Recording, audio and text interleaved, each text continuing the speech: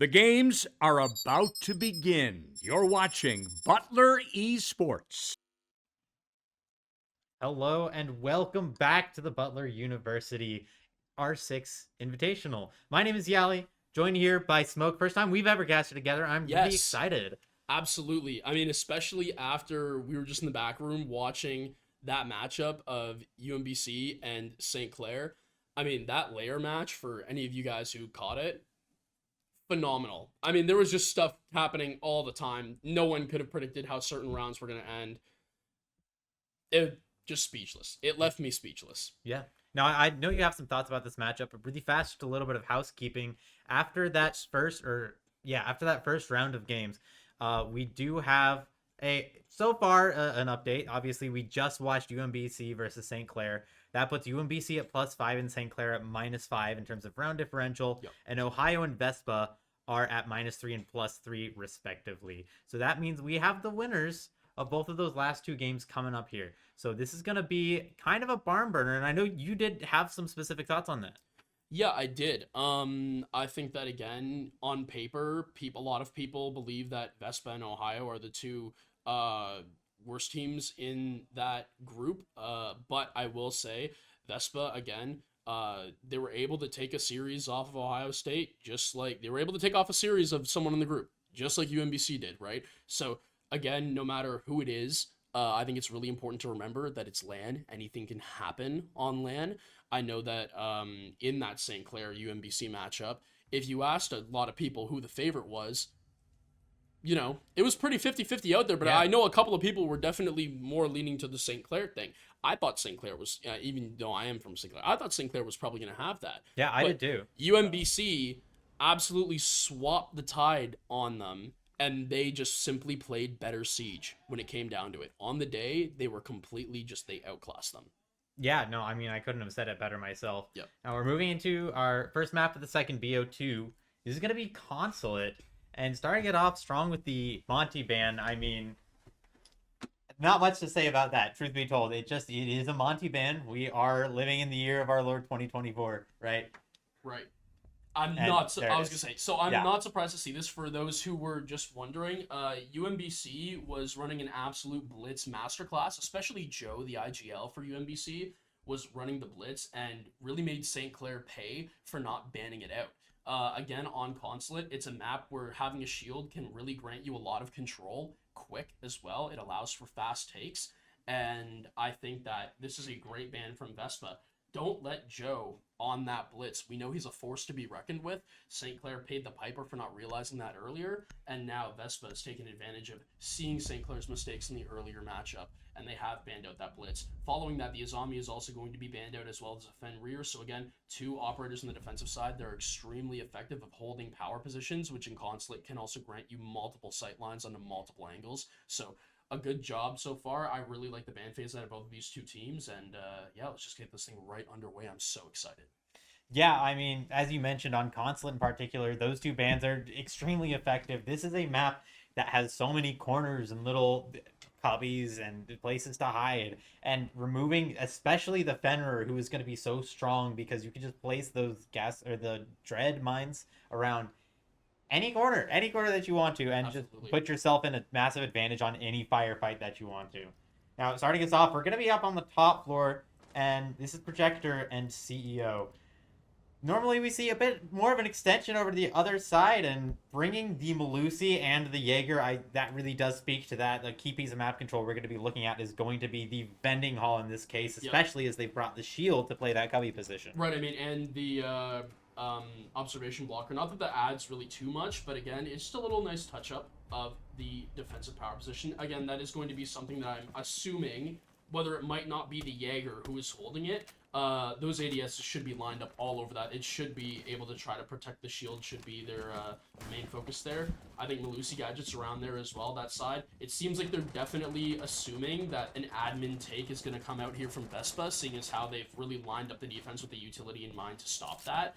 Again, on the side of Vespa, I think if they go for a quick take with this Ying, depending on how they play this, if they can just avoid having to play around that utility, they might have an easy take. But this is not going to be any easy take, as now their hard breach is gone off the board, and it's going to be Clutter who claims the first pick.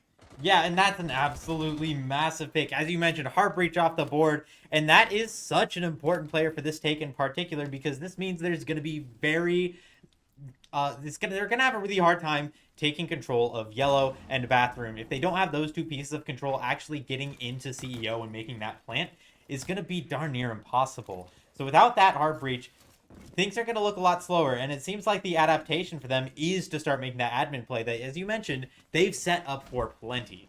Right, I mean, I was going to say, this is the perfect pick for the side of UMBC, because now they can just focus on realizing there's no hard breach on the board. They have to now challenge us admin, and now Clutter is just making Vespa pay. It's going to be Jonesy, a.k.a. the Future, who finds the gates of heaven, or hell, depending on how good or bad he's been. And now it is going to be Clutter, who's on a two-piece. He's hunting for more, quick peeking around the meeting room door. Ogie able to find Chase, and this one's getting messy. Still, a lot of patience on the side of UMBC, though. This isn't a team that is going into this overhyped, absolutely losing their minds at the fact that they won that last match. This is a team that sat down and said, all right, we won a match, but now we've got to play more, and we've got to play for the rest of the night, too. So they're not going to overhype. They're going to take their time, make sure they don't burn out, because that is what's going to be the difference between a win and a loss here. Right, I mean, I'm seeing Clutter. He's playing so aggressively on this long desk, but you really can afford to. You're just trying to burn time, make people scared. I mean, the Fink is great, but you gotta wait for that smoke to run out, because if you don't, you're gonna take even more damage. Firebird able to find a pick. Siegel as well on the side of the Jaeger, but Siegel's gonna swing right back around the long desk door, going to be able to pick off another one. Cross angle should be established here. Pokey's got to play it very safe, but around Spiral Stairs, there is nowhere for you to hide. Siegel claims yet another. That truly, to me, feels like a little bit of player mismanagement. Having two at top Spiral and only one crossing the vending hall, which, as we mentioned, is wildly important. That feels a little bit like they're just not in the right spot. If you're trying to cross vending hall, there's, 4 or 5 different places that you can get shot from. Absolutely. You need to have a trade in place there, and without that, that is what allowed Jaeger to get around and find that pick onto long desk that just shut down their push. Right, I mean, if it's anything to point out as well, UMBC, if we were watching that St. Clair series, that really just showed you how good they are at refragging anytime St. Clair was able to pick off a player. Another pick, or sometimes even maybe 2, would follow immediately. They were so good at punishing St. Clair when they got aggressive, and that's the exact thing, well, it wasn't in the refragging department, that I've seen here with Vespa. Anytime a player wanted to make a move forward, it would be like they had to get forced back 2 steps. It was almost as if UMBC was in their minds on when they were going to push up. It seemed like they just had an inkling every single time. It's great comms, it's great discipline from UMBC, and it's no surprise to me that they had as easy of a time claiming that first round when Vespa did not have their hard breach in pocket. Yeah, no kidding. And I will say as well, this is a map that tends to favor the defenders. Fender the defavors. There we go. As I mentioned, there's a lot of close quarters combat here, and that really favors a team that's able to go in and place down their utility and decide exactly where they want to be and where they want to take firefights, instead of trying to push into them. So just starting us off, for example, in this round, having your Warden upstairs over in Visa, as well as the Scopos drone, the Scopos other body, all the way up on the top floor to potentially make any sort of a play later on. I mean, these are just examples of advantages that the defenders have right at the beginning of the round that the attackers are going to have to really dig through. Right, I mean, that being said, Vespa's done a great job of being able to find a breach onto Garage, but they still have to find a way to deal with Chase, who's just sitting on the security Mira, who can just watch that main door. So it's a great job right now from UMBC. They're just peeling back. They're letting the clock drain down, and even though there's still 2 minutes on the board, these seconds will drip down very quickly because there's not really any utility clearance that we've seen so far coming out from Vespa. Finally, some vertical will be taken with 1:45 in the round. Definitely makes it very possible for Vespa to claim this round still. But again, UMBC, they're playing very disciplined. They've already set their positions around this, and this Ram shouldn't be able to find too much value early. My biggest concern is the fact that they don't really have any counter pressure. No way. Vespa doesn't, that is. But here goes one pick. It's Joe cleaning up the first. Siegel on a second and putting the smoke down exactly where he needs to. One player coming down yellow does find Joe on the trade, but it's too little too late. 4v2 already favoring UMBC, and that is an uncomfortable position. possibly remedied only by a little bit of intel and a little bit of utility that UMBC is truly like, they can afford to give that up. Right, I mean, I think it's only now that they've started to deal with the Mira inside of security. Maybe they haven't even gotten to it yet. I believe the Ram's just trying to look around to see if she can even get the angle on it. It is going to be Siegel who finds the kill through to that main entrance of Garage Basement. And now it's all going to be on Hoki. Has an inkling on the roamer. That's going to be the Scopos cut down. But again, is it too little too late? 39 seconds, 3 kills to go. You've got vertical control, but at the same time, your crosses and that hatch drop are most definitely being watched. Yeah, but he's going to have to go for something. At this point, just kind of playing it easy, looking for something here because Hoki is, as you mentioned, he's in a 1v3. His options are extremely limited.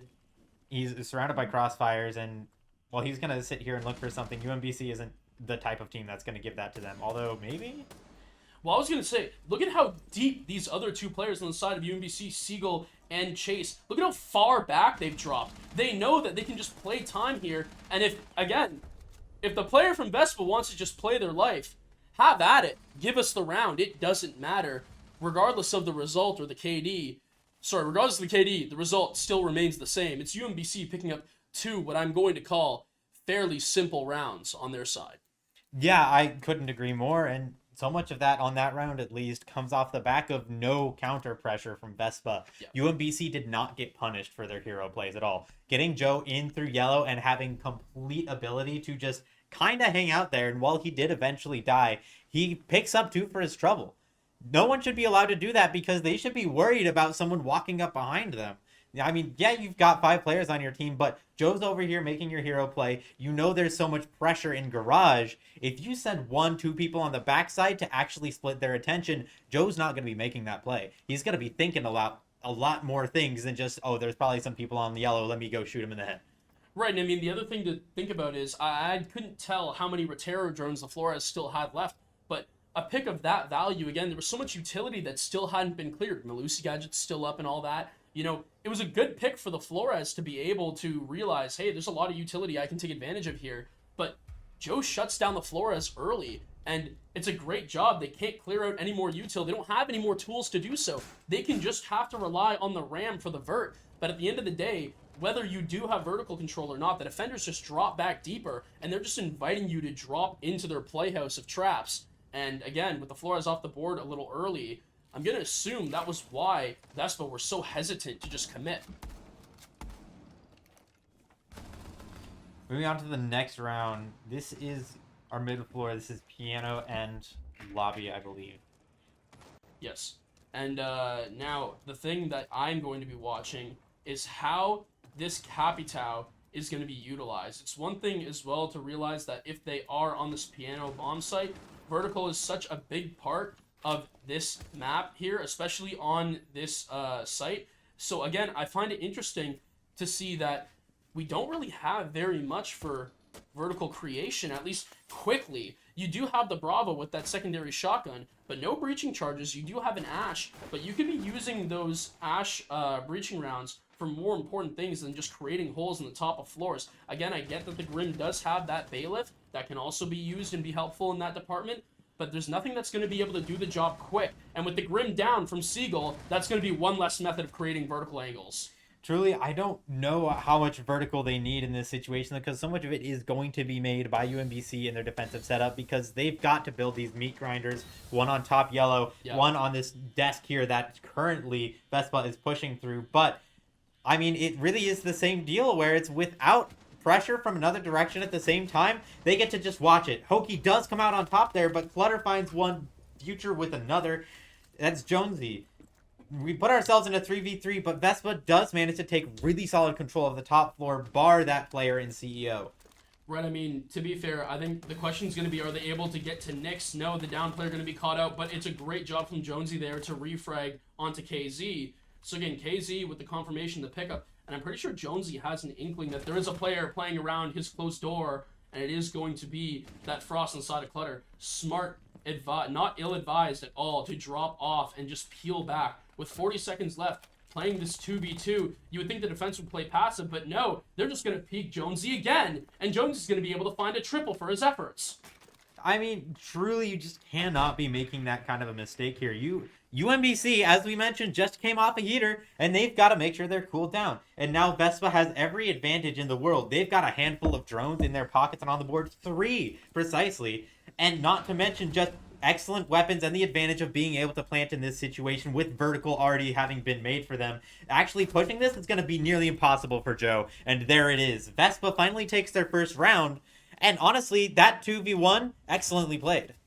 Right, I mean, I think, honestly, the thing is that really hung on the moment of that initial hatch drop. If Joe hits those shots, this round becomes completely different. That diffuser now goes cold, forcing the Capitao to have to drop in with, I believe, what would have been, what were we talking, 8 seconds or so on the board? Maybe a little longer? Yeah, I think so. Yeah, something like that? Yeah. The whole point is, that was a round-defining moment there, was letting the Dokkaebi be able to slip past and get into Piano. So, Joe's definitely going to want those shots back. But I got to say, I got to give it to Vespa.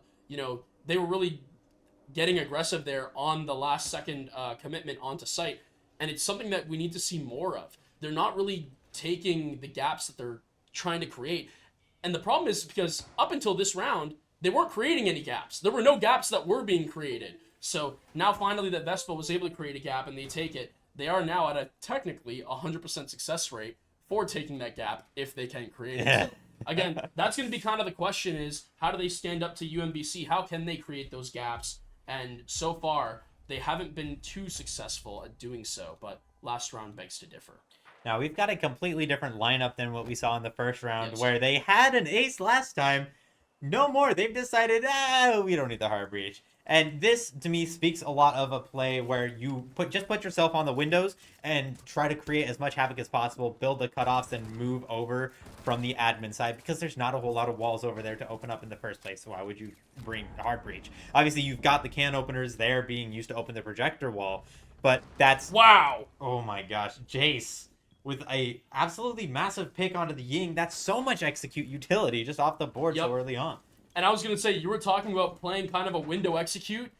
I couldn't name a better person to just sit there other than the Ying. And with that being gone off the board right now, UMBC have got to be taking this one laughing all the way to the bank. They know now with that Ying off the board and no hard breach in pocket on the side of Vespa, they can just, again, peel back and play this one safe. Make sure that Vespa run through their traps and just play right into UMBC's hands. So, again, it's going to be very interesting to see what happens. I don't even know if they're aware of the fact that this Jaeger is just still sat on vending. Seems like maybe the Grim had an inkling of an idea, but even then, it doesn't seem so. It's going to be Clutter who swings first, no! Jonesy with a huge double, and that completely changes the trajectory of this round. Not even a bad play by UMBC going for that and trying to find that.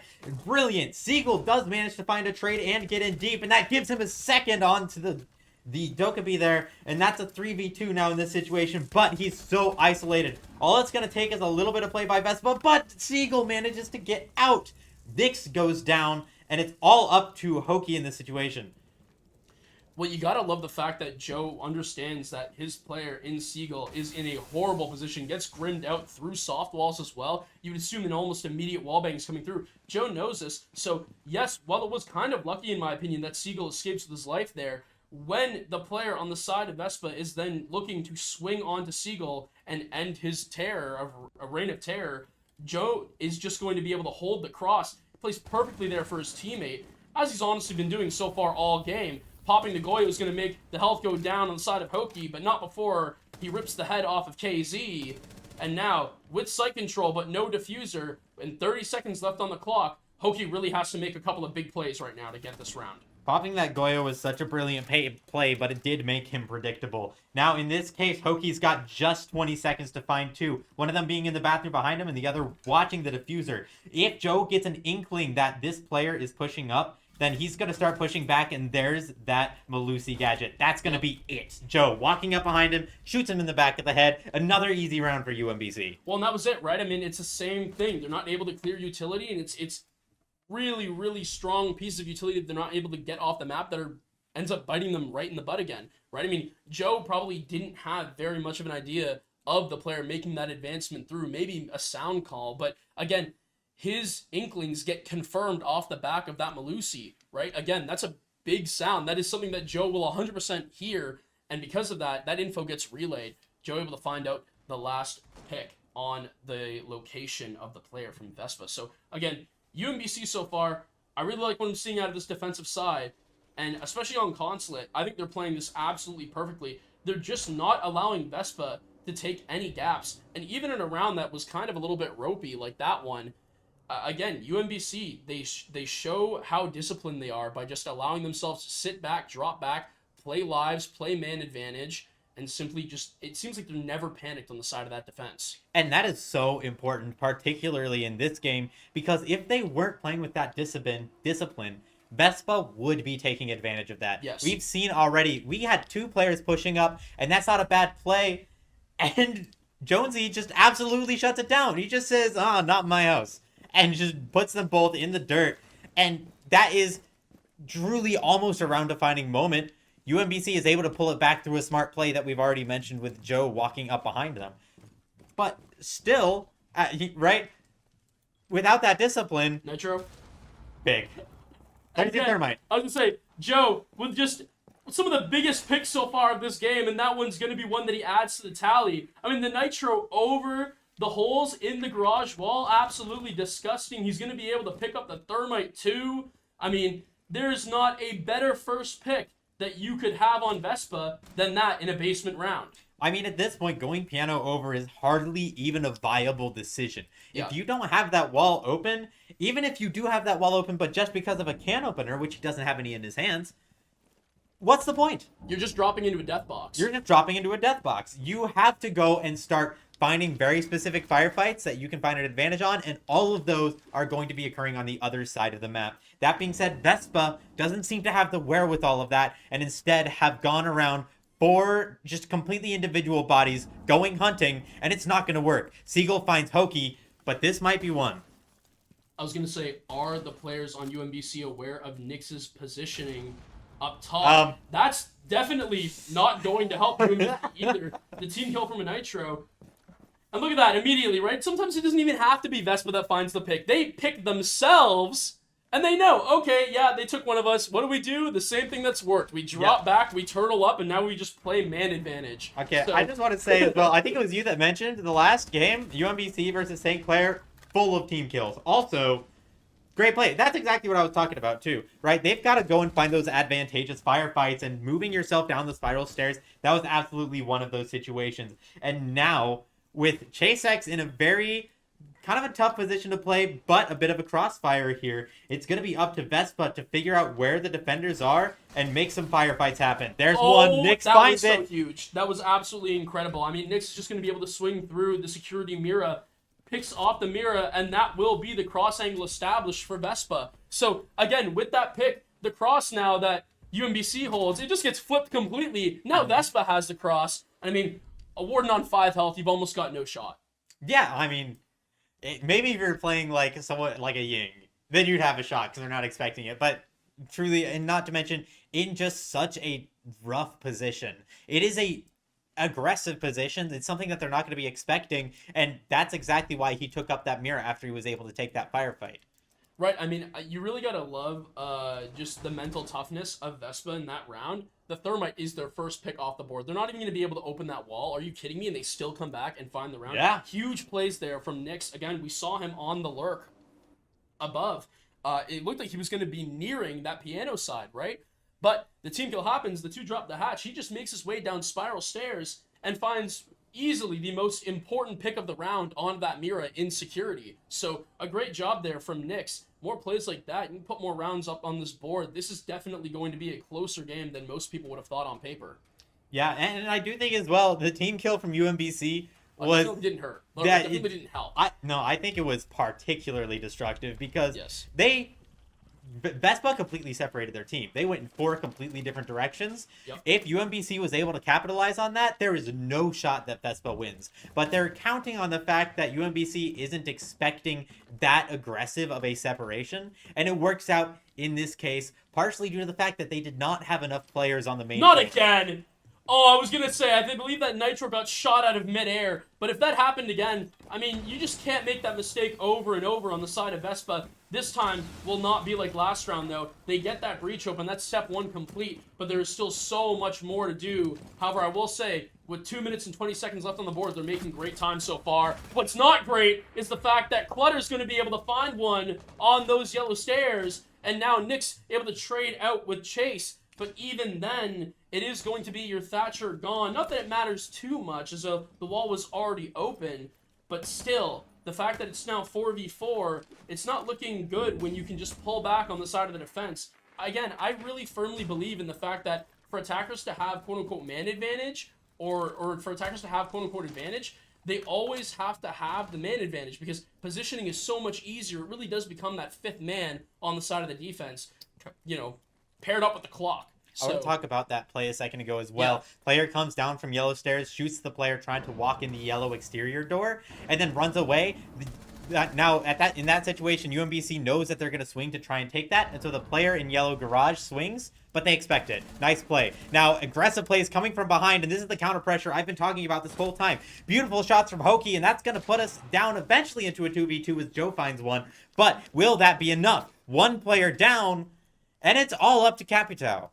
Right, I mean, with a minute left, then, you know, they do have time, but especially I believe it is KZ, should be able to hear the sound of the revive going down in that Yellow Stairs Hall. So, again, it is going to have to be the reposition now from Vespa. They've chosen to go through Garage as their play, and now exchanging the diffuser over to Nyx. It's probably going to be what's it to you, try to pick up the first contact. We'll see how it works out, especially when you take in the fact that cross angles are being watched from KZ, Joe, and they have Valcams on this 100% of the way. Yeah, and there are no drones on the side of Vespa and no firebolt or smoke. Now, engagement starts coming out. One player on UMBC goes down, and now it's all up to KC. Plant could potentially go down here, but Vespa is both so very low. They have the information, though. One swing goes for the second, and doesn't find it. Nyx cleans it up, and we end it at a 3-3.5.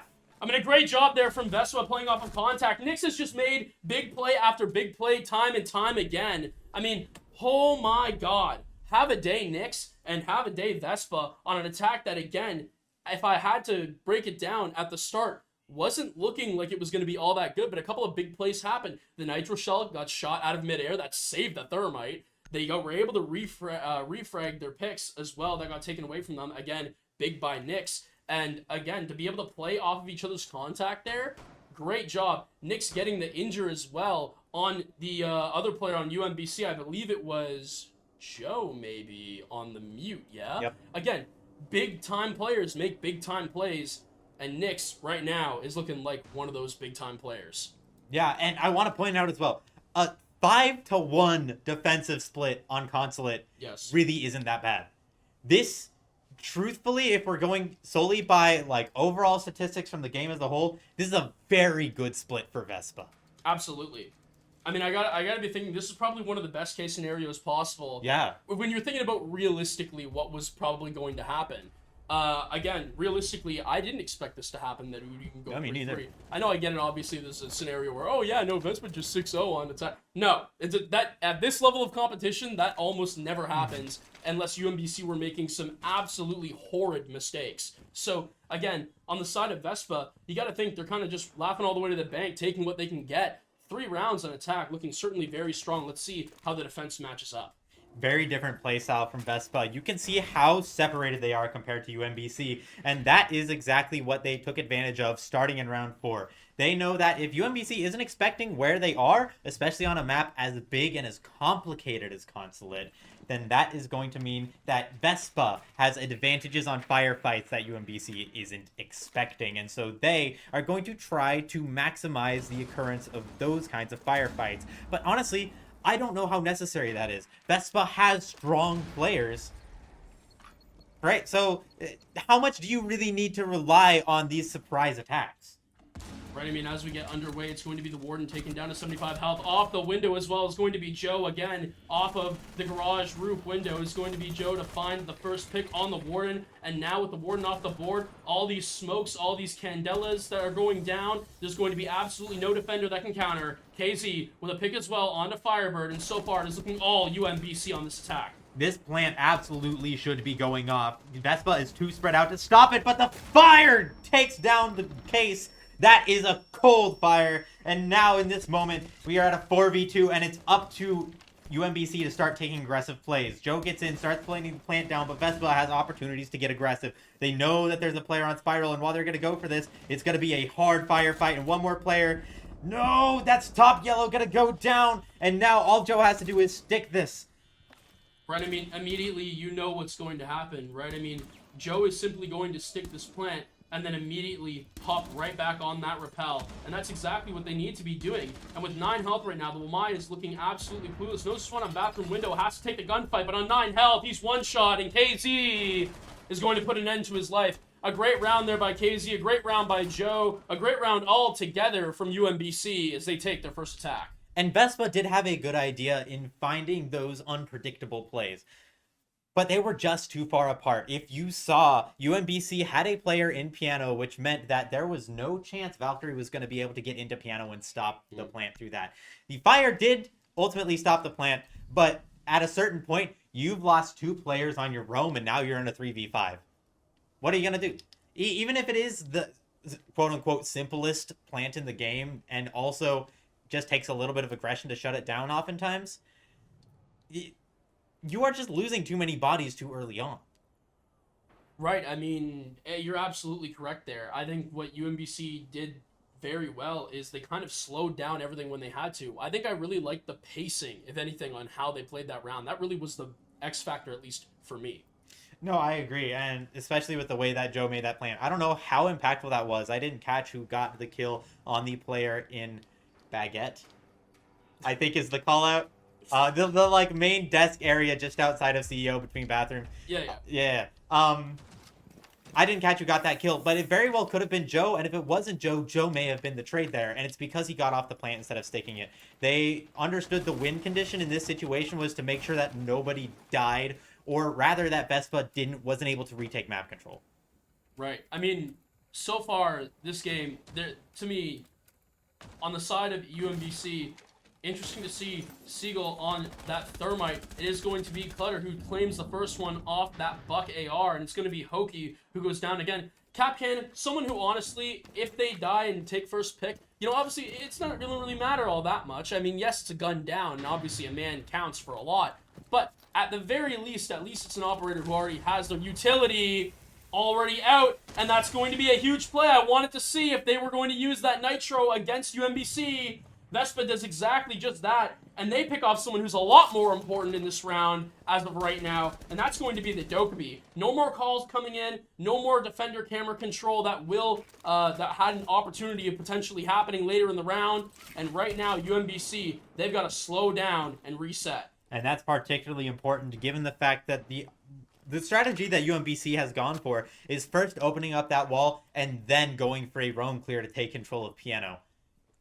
Well, you just lost your Dokkaebi. You just lost your most powerful roam clear tool. And there it is. Seagull, while he does ultimately find Nyx, there's still a lot of opportunity for Vespa to get aggressive, and it's going to be harder to watch without that dope. But Clutter finds another.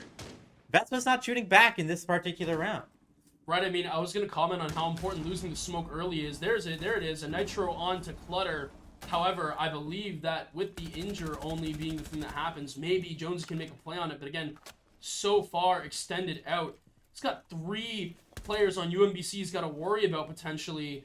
And right now should be able to get the confirm on the kill. But no, the cross angle comes out from KZ. A beautiful job there to lock Jonesy in a Piano trap. And it's going to be UMBC who are going to not only be able to claim the life of Jonesy, they're also going to be able to pick up Clutter. So now 4v1, and it's all but over so far, barring a miracle. What's it to ya? Pretty much just stuck back here in security. And truly, UMBC has all the time in the world. They're going to, at this point, leisurely use their 3 remaining drones, make sure they know where he is, and as well, they still have 4 smokes in the board. So once they do find out where he is, it's either going to be an easy pick, as we saw there, or they have so much utility to use as well. And truly, and I just want to take this for a sec, because Vespa has got to be closer together. Yes. Like, truthfully, they've just got to be closer together. I think they lost 2 rounds in a row, given UMBC's attack is pretty strong. There's something to be said about that, but so much more of it is the fact that UMBC has just had completely free isolations. They have not had to work for them at all, and Vespa is dying in singular positions every single time. Not a single trade yet during their defensive half. Right, I mean, I wanted to kind of ask you that. I mean, how many kills right now are we seeing UMBC collect without a refrag coming out from Vespa? I mean, it seems like almost every single time. And I didn't want to make that call just in case I was incorrect. But clearly, you've been doing your homework as the game's been going on this stat. Okay, no. I was gonna say, because for the most part, it definitely feels as though that is the case. Yeah. I would not be surprised at all if you are 100% correct there. There You're might be one, simply but, seeing, sure, but at that rate, one's not enough. Yeah. That's the whole point. Right now, UMBC are taking complete advantage of this, and they are potentially going to start running away in this game that is on a consulate offense of all things. I mean, surely, Vespa, you got to be looking at what you've just pointed out there, Yelly, and that tactical timeout. Coach has got to be saying something. Something needs to change right now, or else UMBC is going to start running away with this thing. Yeah, exactly. Coach has got to be saying something. Tactical timeout is a deeply underutilized tool. I think it is more utilized these days in collegiate than it is in independent play.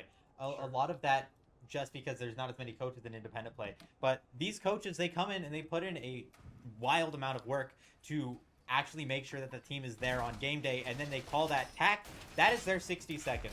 They get 60 seconds to try and fix all of the issues their team is having. And if their coach goes into that timeout saying anything other than, you guys have got to get closer together and find those trades, we're looking at another coach. I mean, I wouldn't necessarily. That's a leap, but Look. I mean, to be fair, if you're a coach, you have to identify that Yes. is the problem. I think is what you're trying to say, in more casual. Yes, less aggressive. Yeah. But I do not blame you. Right now, if Vespa just continues to play the same way, I'm going to be sitting there thinking, what were they doing for 60 seconds? And that is what is going to be the X factor. I want to see Vespa change it up. I want to see them double stack with each other. I'm not necessarily saying I want the whole team to conga line in, but I do want to see some refrags like that going down from Firebird. Yeah, beautiful way to start off that round for Vespa. An absolutely massive improvement. However, so much aggression from UMBC. Is Vespa going to have an answer for it? Shots coming out at top yellow, and it's going to be UMBC coming out on top. Joe finds one, but immediately traded. One more by Hoki, and then suddenly Vespa is in an absolutely massive situation. Goyo goes out, Amaru is forced out the window, and Vespa gives himself an advantage for a first time in the half. Right, I mean, it's absolutely brilliant there. All the problems that we were seeing in the first couple of rounds on the defense have definitely been washed away. And barring a 1v3 throw right now to an Amaru on 38 health, especially with a proximity alarm going off, they know exactly where the position is. What's it to you? Able to find the kill on Seagull. And wow, what an improvement. Good coach. Definitely don't got to be looking for a new coach. No, definitely not. No, that was perfect. Yeah, y'all can take that one back. It's definitely done a good job there. So 5-4, your score. I mean, break that round down a little bit of just exactly what was fixed. Exactly. Well, what literally happened was Vespa was closer together. Yes. They had 2 players to be able to watch for bathroom. They had one on top yellow as well as one playing in the main area around that. And so you've got both of them watching bathroom. You've got 2 players watching top yellow, the player top yellow, as well as the player in CEO able to play through the connector room, right? And so all of these different places where they've got these trades, and every single one of them works out because UMBC isn't expecting it. The kind of aggression that they took is the kind of aggression that only works against a team that is not coordinated, where you can find one pick and have it snowball. Vespa shut that down. The moment they lost a player, there was someone immediately behind them to pick it up, and that is fundamental siege. I mean, yeah, simply put, it is. There is no other way to word that. You have to just be able to sit together and band together and be able to play off of each other. That is simply what is going to end up winning you rounds on the defensive side. On both sides, on the offensive side as well. That's just happens to be a Siege Fundamental 101. How to siege. Yeah. And right now, Vespa seems like they've kind of sat back and used this tactical timeout to fix that problem. And I like that they're seeing that right now in this defense. It's going to be Jonesy now who picks off Seagull. And I have to ask, with a drone in there as well, who droned that? That had to be a miscomm somewhere. Yeah, that's a little bit messy, and that's not the thing that we're asking Vespa to do. But in this case, it does work out. They lose their thermite. They've got no hard reach on the board, which means they are going to be looking for a different play than they were previously. I believe most likely trying to go through the lobby wall into the top site. But in this case, without that thermite, I mean, what are you gonna do here? I mean, it's simple. You have to now play your execute off of this Ying. There's no more breach that can help you. You have to create your own avenue. You probably need to start using your Ash Shards to clear out some of that utility that is going to fuel your execute. Maybe getting rid of a castle barricade, or maybe a couple Capcan traps on the door. KZ going to be able to pick off Hoki, and that's a really great start. That is the Solus now down. So again, a Solus, someone who can help so much in that execute, is now out of the picture. So on the side of UMBC, you can still make this work. Sure, it's going to be a little bit dicey, but nevertheless, anything can still happen. And with a man advantage on attack and a minute 30 left, they're making good progress. Jonesy is in a bit of a nightmare situation, completely isolated, but he's doing a good job of at least wasting time. He knows that he's put himself in an off position. Yes. But we've only got a minute and 15 seconds left on the round. And we've got one more Nitro Cell in pocket, so there is still a very solid chance for Vespa to be able to come out on top of this, but UMBC is going to be pulling out all the stops. They've only got one drone left. Vespa can take advantage of that. This is the time that you want to start getting loose. But will they is a really tough question to answer. And I actually want to see what happens here if the attack then switches up to try to combat the bottom floor, if they're going to take the risk with those Valk Cams and Nitro Cell still on pocket on the side of Vespa. Seems like they're going to take the risk, and this is going to be an interesting way that this round's going to pull out. So we got 40 seconds left on the board. Nitro Cell burned a little early, possibly, for my liking. Maybe you wait there for the plant, but no, they were very sure of the camera, of the position, but that Nitro's not going to find a kill. Getting rid of the Valk camera in sight right now, and they won't have very good of an idea of where this Finca is going to be able to plant the diffuser. Now they have to start swinging, and because of the height advantage right now that this Ying has on the staircase, it's going to have to be Firebird who now repositions up spiral stairs. But what more can he do? He has to take this gunfight. KZ is going to whip his head off, dropping down the hatch, getting aggressive on this Capcan, but the Capcan is going to just repeat the same process. Now, dodging back and forth, dipping around each other is going to be the Capcan on these other players, but Joe knows not to move. Joe knows where the Capcan has to go. Joe holds the perfect angle, and Joe seals the round. Yeah, in a broad sense, same rounds that we saw before the timeout. In a very broad way of talking about that, if you want to get a little bit more minute, the fact that they are going a split site in this situation is kind of a hard sell for me. They are a team that's already been struggling with their trades, and so going that split site means that by necessity their players are going to be farther apart, right, unless they are very, very confident with their vertical interplay. And even then, I would not be moving across the map, I would be moving up. Right, I mean, you would think, because you can create those vertical angles looking down no matter how high you are up, especially because both of those floors are, you know, soft. Thank you. But doing it from below is just so much harder to be able to control vertical. Everybody knows that. That's why the whole point of vertical is to be the ones above shooting down. So again, a little bit interesting. I get it. You wanted to have them play into the Nitro Cell with the Valk, but I believe the Nitro was burned a little bit too early. You can wait there. You don't have to necessarily burn it. You have a Valk cam in sight. Wait for the plant to go down. You can at least have the pick, have the diffuser go cold, and I get it. Another person picks it up, that's fine. But at least you have another man off the board with an even man count now at a 2v2. Especially with no Finca. I don't know how many surges left in pocket, but there was going to be no more healing potentially on the board for the side of UMBC. Yeah, and Vespa, I do want to talk about that round a little bit more too, because truly, I just don't think that they had a win condition in mind. They had players playing for the kill.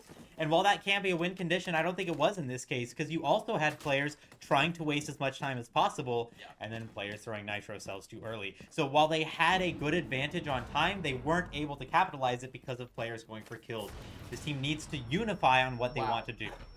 I thought that nade was going to hit. I really thought so. But it is going to be the Cade who can just slither away on the side of Firebird. However, I do want to point out the fact that Jonesy was kind of ratting in a little bit of a corner, but you can call it a rat play all you want. He's going to be perfectly happy with the result. The Ying is off the board. Joe off the board for UMBC. That's a huge pickup for Vespa.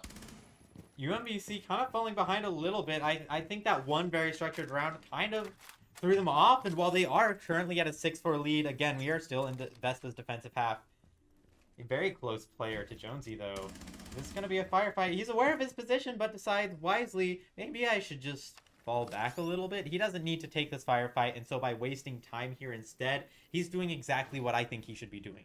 Right, I mean, take a page off of UMBC's book. You were just talking about it. I feel like Vespa there, it's a great decision from Jonesy. Why split yourself up more? It's what's been getting you guys killed without refrags. Let's just drop a level, contain each other, and just stay close, right? I mean, with a minute 15 left to go, these seconds are going to drip down very quickly. And right now, Vespa, they're in a prime position to be able to take advantage of the fact that they can hold each other's crosses. I will say the pressure is growing very, very fast on the side of Vespa, though, as UMBC has players in yellow outside garage and above, but that Nitro Cell takes out one of those above players. And now it's going to be all up to KZ to try and find this counter pressure down the spiral stairs, but it is predicted by Jonesy. Shots ring out, not going to work. KZ finds that pick. And suddenly, with another one from Siegel, now Vespa has completely lost their advantage, and that pressure plays perfectly for UMBC. And again, it comes off the back of 2 untraded kills, and maybe a quick third one. KZ trying to work down the spiral stairs, has to get through that Valk, though. And again, the cross being held, but I believe is the mute. So, again, really interesting there. KZ not in the best position, and I would assume as Chase tries to relocate down to these yellow stairs, the tick is going to come in very soon from this garage breach. Smokes going down. Nitro Cell already prepped, so they won't be able to hear the Velcro rip on the side of the attack. That mirror should be able to have a free Nitro with Valcam still up and in pocket to drop down into the death box. It's going to be the injure now, and now Hoki going to be able to pick off Chase. It's a great job so far from Vespa, and they're going to actually be able to take this one out as well. They completely counter the entrance from UMBC as predicted. They stayed closer together, and at the end of the day, that's what won them the round on defense. I couldn't have put it better myself. Like, truthfully, I'm not sure how much more analysis there is to give in that round other than... Yeah, exactly. Just stay closer. Yeah, just stay closer. Great. Good job. You did it. No, I think there's a little bit, just like right at the end there. Need that Moss check ASAP. We're going on about the Nitro Cells. I mean, the Nitro Cells from Vespa have been absolutely unreal so far. Mm-hmm. It feels like almost they've been getting a pick except for that one. Everyone. Well, yeah, okay, we don't talk about that. Actually, we specifically talked about it for about a minute. Yeah. But that's beside the point. But Vespa still a much better round from them. And even though UMBC did have that pressure building and managed to take advantage of it by bringing Vespa's attention to the front side, we saw 4 people all in a line across that kitchen and the hallway just outside of pipes. We saw 4 people all in a line there, and that is what allowed the IQ to walk down the backside. And while there was a player watching that, didn't win his firefight, and that very well could have been a winning play for UMBC. Right, but again, it was the same sort of thing. They just stuck close together. They played off each other's contact, and at the end of the day, they were able to just keep it all concise and clear on the side of the defense. I really like what I'm seeing out of Vespa here. I mean, so far, they are really taking this fight to UMBC on the defense as well. Obviously, on Consulate, a defensive-favored map. It is going to be UMBC to try to look to rip the rug underneath Vespa's boots. But Vespa, they can probably force an overtime here if they just keep on doing what they have been doing after their attack timeout. Again, on the side of UMBC, I actually think a change needs to be implemented here. They've tried the Amaru play before, but it has also countered them at the same time. So again, our Vespa thinking about this, they have the Clash to relay all that intel as well on the execute that comes through the window. And that's so key, because the Clash can just do that for free. Doesn't have to risk losing her life. So, again, I really like this Clash pick out of Vespa. Let's see if it pays off for them. Yeah, Clash is such a powerful operator, but it relies so much on your players being close together. And we do have 4 players all on the site. This Ella, though, I think actually is an excellent play, because that's the way that UMBC wants to remove the players out of sight. They're going to put this Ash below just like they did in the very first round of Vespa's defensive half. But... are they expecting Ella here? Sound? No! Shots coming out, and KZ is going to be the one to find that pick. Massive play. And we were talking about how there were 4 on site, but if you looked at the not the mini-map, but the outlines, it was the same thing. That's what they just started to split up. You had someone playing all the way back, almost all the way down into admin. The Clash was by herself on the window, and the Valk was all the way rotating up from the basement. So, again, Vespa, they just looked very split up there. They give away a pick for free, and now with a minute 15 left, it's going to have to be on the side of Vespa to find some picks back. It is going to be Hoki who finds the first, though, onto KZ. But on that Ash, there are definitely more valuable operators they got to have awareness of. A great job on the Nitro Cell. The sound heard out from the Amaru, and it's a good job from Hoki so far. Might have just saved Vespa the potential round. Butler has a little bit to say about that, though. Chops off the head of What's It To You with the DMR. That 417 singing a beautiful symphony. Hopping out of the window, able to just barely escape. 45 seconds left. This one's going to get messy. Vespa makes an excellent play downstairs, and now they were able to force UMBC out. Any map control that they had completely seceded back to Vespa, and that is so important. And while there are no players, oh, there is still a player on Vespa downstairs. That's the piano player, Hoki, dead, and that means there's no longer a chance for a jump out. Now there is a chance for them to get in here, but with the clash down, yes, that is one gun off the board technically, but it's going to be so much information and ability for this mirror to play off of. Wow! But there it is, Joe on the backside, and Clutter with one more. UMBC finishes it out 7-5. Perfectly played there from UMBC. There's no other way to talk about it. I mean, a great job from the Flores to jump back down and find the pick on the Valk playing below in piano. I think that was really the round-changing play, because at that point, it's just the gun from below with the Valk cams in assistance. There's no way these Valk cams can assist you right now to be able to shoot and floor bang someone from the ground up. So, again, a great job there from UMBC. I really do think that pick was the round-defining pick, and they just played that absolutely perfectly. UMBC completely deserve it. You gotta be honest, Vespa looked very good. They did look really good. They did Yes. have problems early, but they immediately changed it up. It was a great switch after the timeout, but at the end of the day, they already gave up a couple too many rounds to UMBC. The story of the game. Joe leads his troops through battle, and they take a second map. Yeah, excellent play by Well, Joe. sorry, a first map, but a third map so far. Yeah, there you go. And I believe they're 3-0 now. So congrats to them. Vespa, you'll get them next time. Really excellent adjustment there. I think maybe there's a little bit of growth that could occur just in terms of being able to determine when it's time to be aggressive and when it's time to be passive. Because there are moments there, like especially after the Valkyrie finds those picks, you're in a 3v3. Maybe you need to get a little bit aggressive to actually be able to get in and do some damage. But in any case, we have Clutter here we're going to be interviewing him. How's it going, Clutter? How you doing? Good. I'm Yelly. To meet you. It's nice to meet To you. meet you. Yeah. So, how are you feeling? I'm feeling good, man. It was a close map. They definitely were a stronger opponent than we thought they were. Yeah, no, that was a lot of our conversation going into it is Vespa is not the strongest team in the group. Mhm. So we assume coming into it, right? But they have been known to kind of pull out all the stops and have some good moments. And then after that tack timeout, their play style completely switched. What did you do to actually counter that? Yeah, we definitely had to focus on keeping our man count and resetting, because resetting is an important part. They were getting a lot of good C4 picks on a lot of our important characters, our hard breaches and stuff like that. So we had to make sure we were kind of just playing in a position to where we don't give up any easy bodies without trading. Yeah, for sure. And specifically on that last round, what's going through your head when you're in that 3v3? Like, what are you guys talking about? Just break that down a little bit. Yeah, I mean, we're in the 3v3. We're talking about our win con. So we know the bomb's down. We had to go get the bomb. And we know that they had the Clash and the Mirror playing close, like consulate window. So me and Joe decided that after we clear out the guys below who have the C4s, that we were going to go up spiral together while Chase distracted on the window. And it ultimately worked out. He repelled in. He was distracting Mirror and Clash, and me and Joe shot him in the back. Yeah, perfect. I mean, well played. Like, great job. Yeah, I was just going to say, honestly, we did see Vespa change things around. For the side of you guys, you guys didn't end up burning attack timeout. When in the timeout, what were you guys talking about? Joe, our IGL, he was just basically telling us, I mean, how important it really was that we focus and make sure that we don't give up the easy picks, because that was our problem with St. Clair too, that those maps were close. We would lose bodies for no reason. So that's like one of our key focus points that we focus on. Absolutely. Yeah.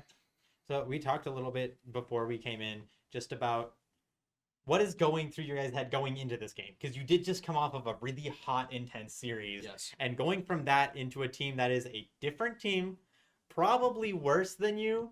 I mean, I assume you guys were assuming that, right? But it is still a different team, and there's a lot of things that can be going through your head, changing things up, right? And so, like, what are you guys thinking when you're hyped up, but maybe that's not the greatest situation or like mindset to be in? Yeah, I mean, we were after coming off those maps, I feel like we were kind of cruising into the map, like you said. I mean, they're not our strongest opponent. We thought St. Clair was our strongest opponent, but Knicks and them, you can't count them out. They're pretty good, and I mean, we got a little too relaxed, and we decided after we were losing a few rounds, we had to focus and make sure we get back to square one and doing the right things. No, absolutely. I was going to say nothing to add on to that. It was an absolutely brilliant map out of you guys. Really loved how you guys were able to adapt to the changes that Vespa were able to make. I mean, honestly, I just one more to close out. I mean, how have you enjoyed the competition so far today? How have you enjoyed your day so far, and how's the team looking for that? It's been great, man. We had a rough week of scrims coming in this week, and honestly, I didn't think we were going to play too good, but we came in against St. Clair, probably one of our strongest opponents, and we put them away 2-0, and we got, one map lead now, 2 map lead now, so, yeah. But the land in general, the venue's crazy. It's a really nice building, nice setup, so I'm enjoying it for sure. Absolutely. Yeah, and finally, obviously, we just want to let you have the floor. Say anything that you want to say. Your fans, your parents. Yeah, I love all my fans. I love my girlfriend. I love all my friends. Champagne, they know who they are. But yeah, man. I really thought you were just shouting out the alcohol for a second. It's like, yeah, dude, Yeah, we actually we were at Nick's place last night having a good time. Oh yeah, of course. They're definitely the homies. Yeah, no, for sure. So glad to hear there's no bad blood, and thank you so much for playing. Really awesome series. Glad to have that on the stream. But that's gonna be it for us as far as this round goes. Smoke and I will be back in just a minute for our next matchup.